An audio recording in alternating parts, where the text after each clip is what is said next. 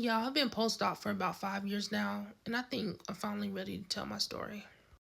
So I get the gender reassignment surgery, and I would say it was a very tough time for me because I feel like I was very unprepared. For starters, whenever you get in the surgery, you do need somebody to help you, like a caregiver. You have to bring them with you to assist you with the aftercare.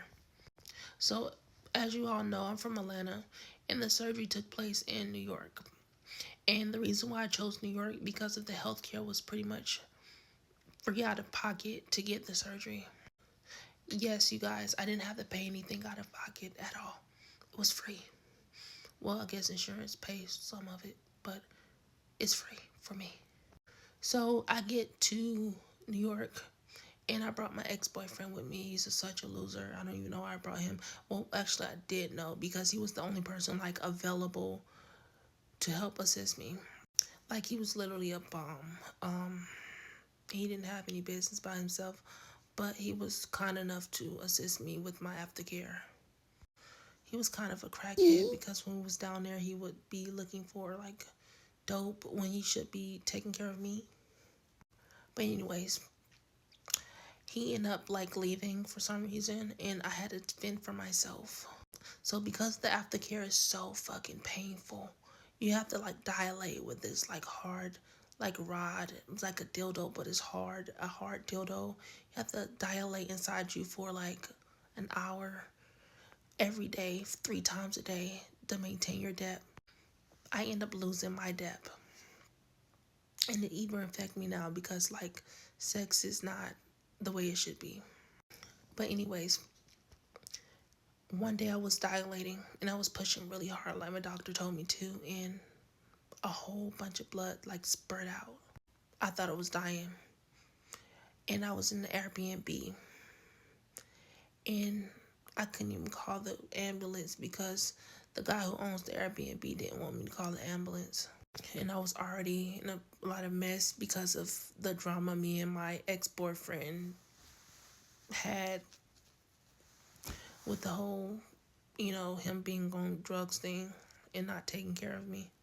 So yeah, I was bleeding and I went to the hospital, and my doctor ended up going to the hospital with me. This was around Christmas, and he wanted to leave to be with his family on Christmas, but he had to take care of me.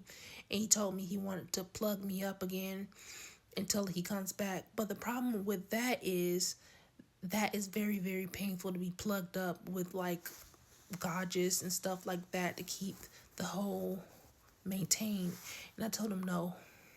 Now, looking back, it was probably a better idea to do that because at least I would have maintained the full depth for penetration. But yeah, I ended up going to the final appointment, and there he told me that I lost a lot of depth, and the only way to get it back is a second surgery. I never got the surgery. You know why? Because the shit was painful. But I'm happy with my results. I'm just happy to not have a penis. I'm happy to feel comfortable in my own skin. I'm happy to not have to tuck again because that was even more painful. I would never think to sue my doctor because it was a risk I was willing to take. I was willing to die at the hospital for this journey. All in all, I don't regret the surgery. It was a difficult procedure, but all in all, I did what's best for me. And I'm happy that I did it. And I mean, things ain't perfect right now, but at least I'm living the life that I always felt like I should live.